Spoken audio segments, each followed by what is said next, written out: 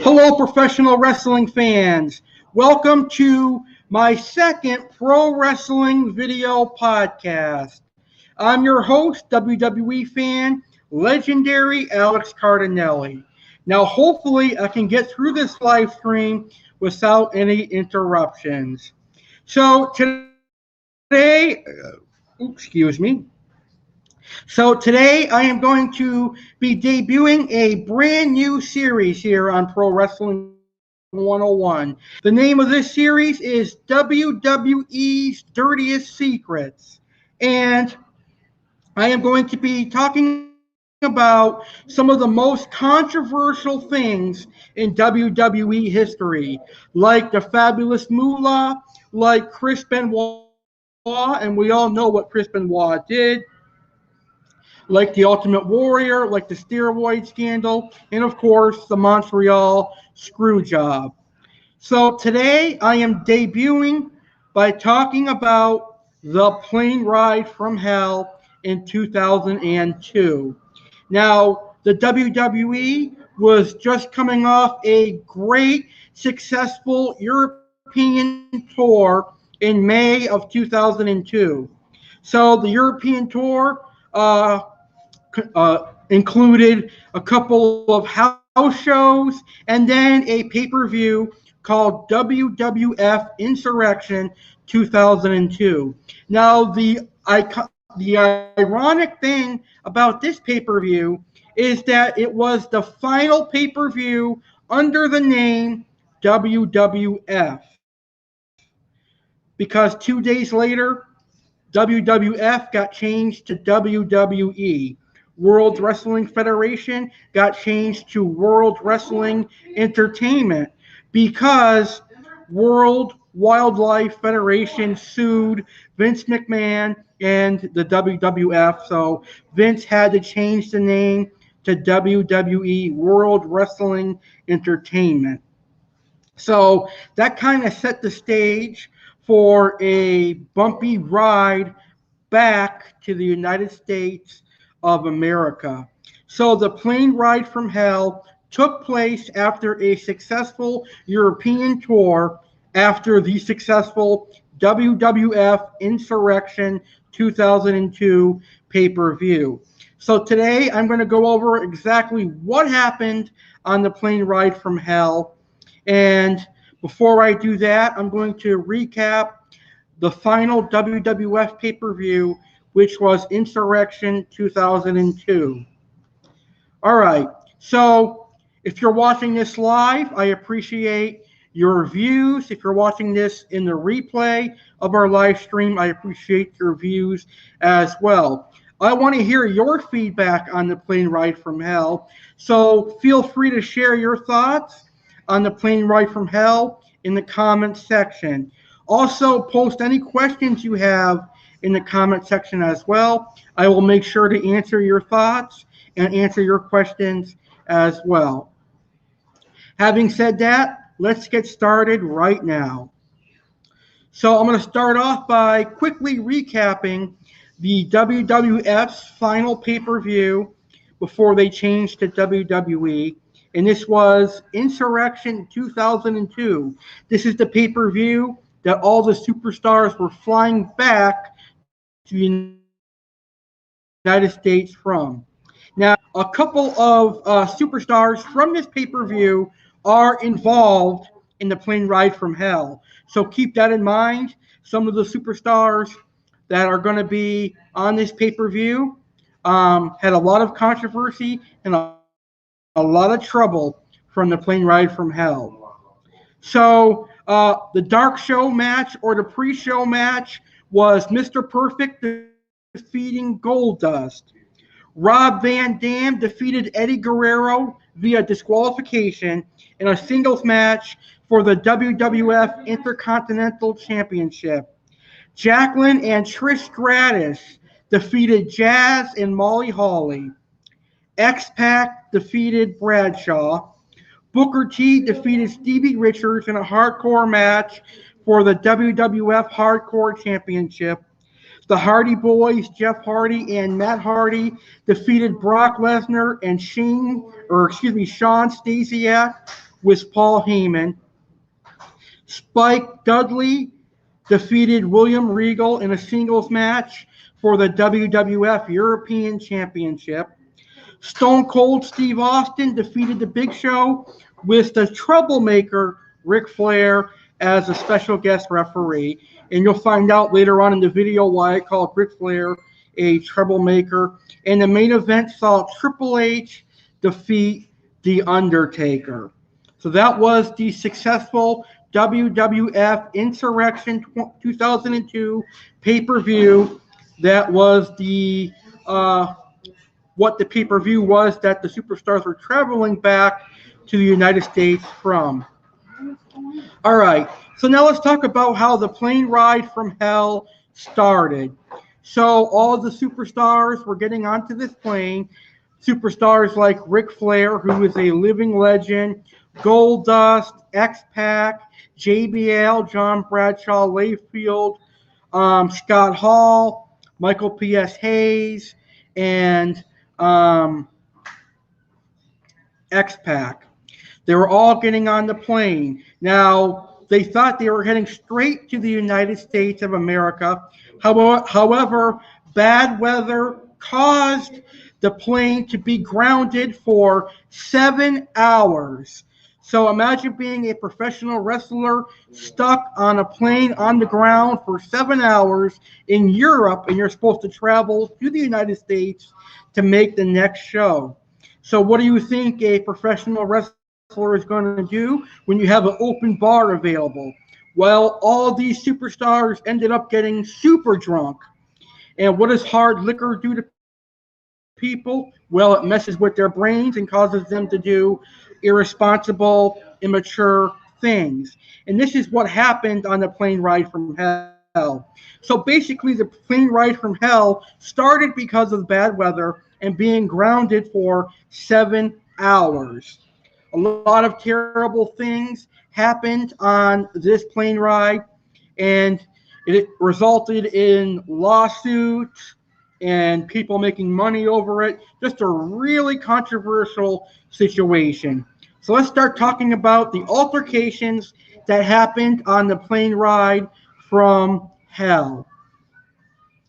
The first altercation I'm going to talk about is Brock Lesnar and Mr. Perfect Curt Hennig. Now, before we talk about the Brock Lesnar and Curt Hennig altercation, let's go back to the WWF Insurrection pay-per-view. Now, it has been rumored, and Sable even said it herself, that, or whatever WWE diva, but one of the WWE divas reported that Brock Lesnar exposed himself to that WWE diva. So Brock Lesnar showed his private parts to that female superstar, and basically it created a very, very intense backstage environment for Dustin Rhodes' Golddust ex-wife. So that is what started Brock Lesnar's immature actions on the plane ride from hell.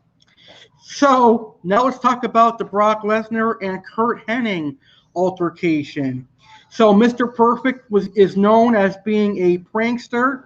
So he decided that he was going to prank Brock Lesnar by putting shaving cream on the back of his head. And then he slapped Brock Lesnar. So Brock Lesnar got angry, and he started chasing Mr. Perfect Curt Hennig all around the airplane. And he picked up Mr.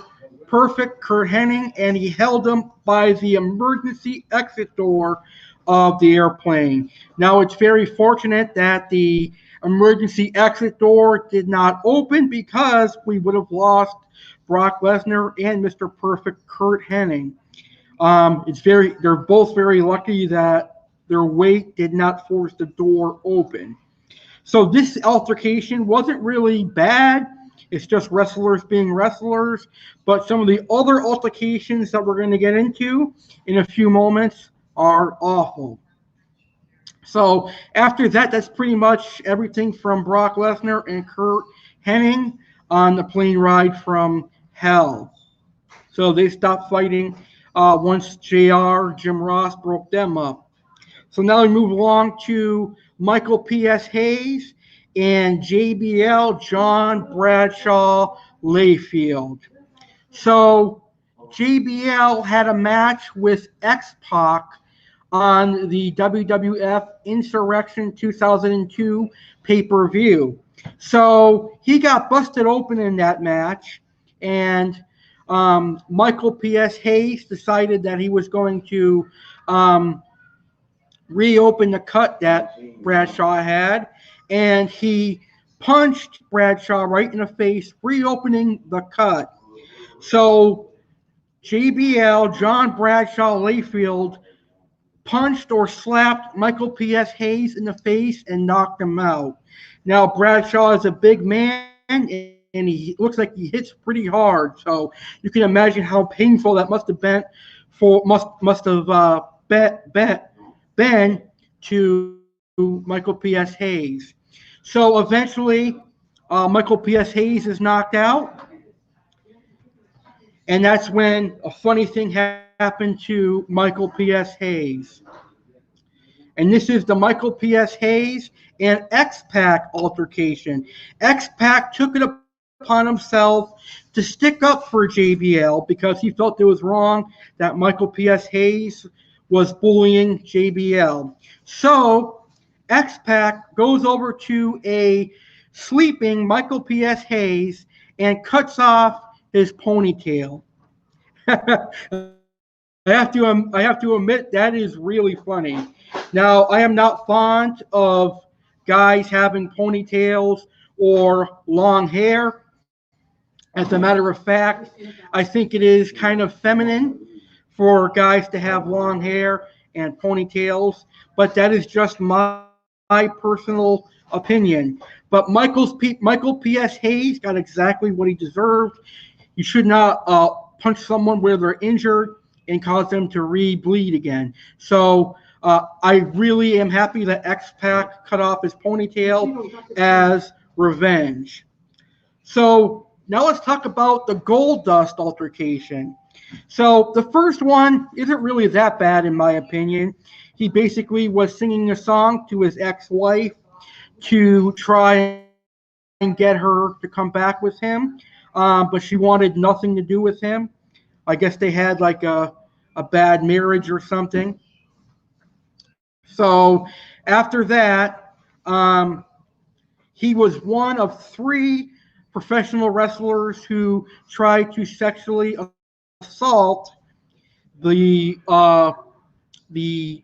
wait staff. I think they're called on airplanes, the female wait staff.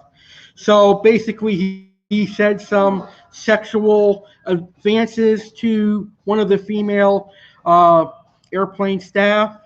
He motioned that he was going to put his genitals in the female wait staff's behind. Very, very sick. Like I said, hard liquor does not mix with professional wrestlers. So Golddust did not get fired from this event. He got reprimanded, but was ultimately able to keep his job with WWE, and also he got tag team championship run with Booker T. So maybe JR and Vince didn't think what he did was that bad. The singing part wasn't that bad, but making sexual advances towards a female employee is awful. And that's only the beginning, because now we're going to go on to Scott Hall. You know, I could have a field day talking about Scott Hall. Not a big fan of the guy. We all know that Scott Hall, a.k.a. Razor Ramon, is a junkie. He is a known alcoholic. He is a known drug addict, and we all know he has addictions. He ruined most of his professional wrestling career by being addicted to drugs and alcohol. Now, one of my personal favorite wrestlers, also had that lifestyle, but he turned his life around and his career around. And of course, I'm obviously referring to Shawn Michaels.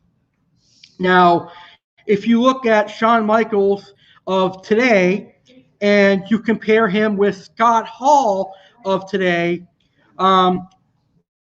you will notice a huge difference.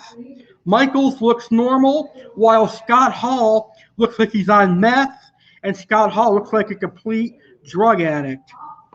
But Scott Hall is another dirty secret of WWE, and Scott Hall is a separate topic for my WWE Dirtiest Secrets episode. So, on the plane ride from hell, Scott Hall got super drunk and he sexually assaulted a female flight attendant.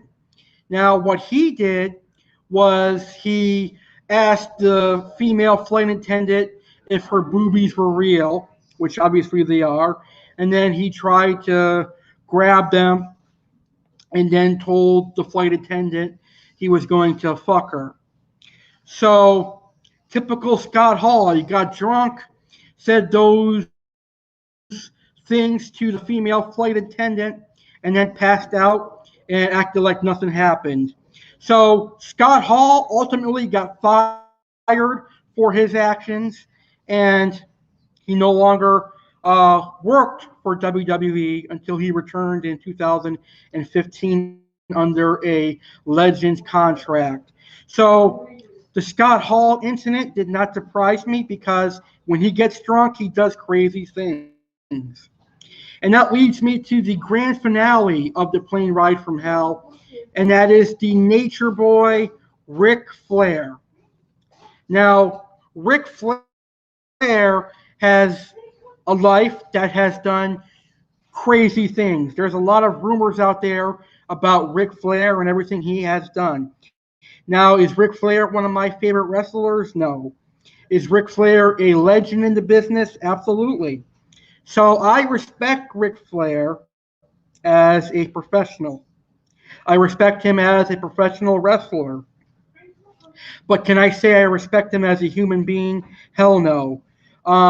Some of the stuff I've read about Ric Flair over the years really, really upsets me because he should be a role model for people that are into professional wrestling, especially the younger generation and the young kids. But from what he did on the plane ride from hell, it's awful. So Ric Flair basically just wore a robe, one of his Nature Boy robes, and he was nude after that point. So basically, all he had on covering himself was his Nature Boy robe. So basically, he walked up to one of the female flight attendants and exposed his robe, took off his robe, and exposed his male genitalia to one of the female flight attendants. Now, he tried to get her to touch it. Now, in the episode of Dark Side of the Ring, she claims that he forced her or he took her hand and put it on his penis. So I don't know whether or not that is true, but I'm going to take it as the truth because she said it. Now, we all know Ric Flair is a very sick, perverted man when he is drunk. There are other reports of stuff just like this, so I don't think a woman will be making this up. So that is disgusting. You know, these female flight attendants, they were not aware of what would happen with professional wrestlers. They were not aware of the professional wrestling industry. There's a lot of pranks that go on in the professional wrestling industry and a lot of silly stuff behind the scenes. So the plane ride from hell basically was a overexposure of what professional wrestlers do when they're grounded for 7 hours. They get drunk and they play pranks on each other. Now, the Brock Lesnar and Mr. Perfect situation was a prank, Michael Hayes and Xpac was a prank because Xpac was getting revenge for JBL, and he cut off Michael Hayes' ponytail. And I have to admit, that was really funny. I found that funny. But what Ric Flair, Golddust, and Scott Hall did was embarrass the professional wrestling industry because they got super intoxicated, they got super drunk, and they made sexual advances towards a female flight attendant.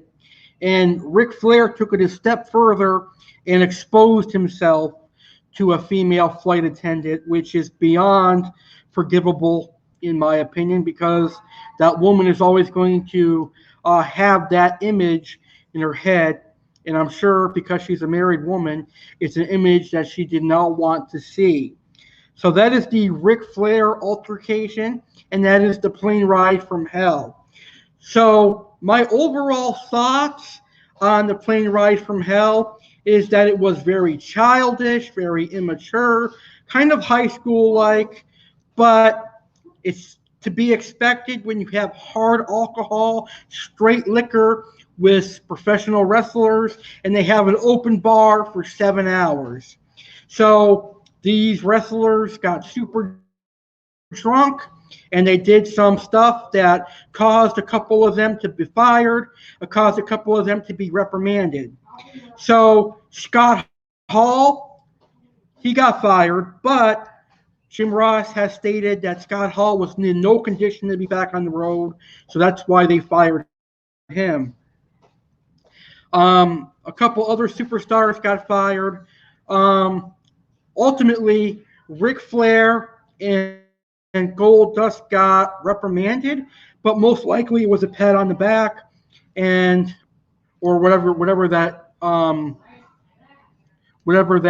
expression goes. Not a pat on the back, something with hands. So basically, they got off. They probably had to pay like a fine or something, but Ric Flair did get sued by that woman, and rightfully so. Also, Golddust got sued, and Scott Hall got sued for their sexual advances towards that lady. So my overall thoughts, this was an awful experience for the flight attendants. It showed the bad side of the professional wrestling industry. It showed what goes on behind the scenes, and it showed literally the danger that alcohol can do to adults, especially professional wrestlers. So what are your overall thoughts on the plane ride from hell? Let me know in the comments. All right, guys, that's pretty much everything I have for you. I hope you enjoyed this episode of Pro Wrestling 101, the plane ride from hell. If you have not seen Dark Side of the Ring, go watch it. That's the inspiration for this new series here on Pro Wrestling 101. I'll be talking about controversial WWE events and WWE topics. My next episode of Pro Wrestling 101, WWE's Dirtiest Secrets, is probably going to be the Chris Benoit murders. So that will probably take place in October. So stay tuned for that. With that being said, I want to thank all you wrestling fans for tuning into this episode. I apologize for the tech issues in the first try, and then I had to start over.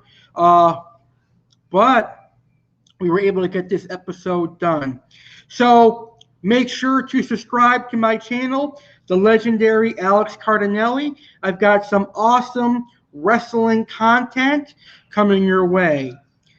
So I'll be doing Pro Wrestling 101 at least every other week. So make sure to subscribe to my YouTube channel, the legendary Alex Cardinale. And there's a pay-per-view coming up this Sunday. WWE Extreme Rules comes to you this Sunday on the WWE Network on Peacock.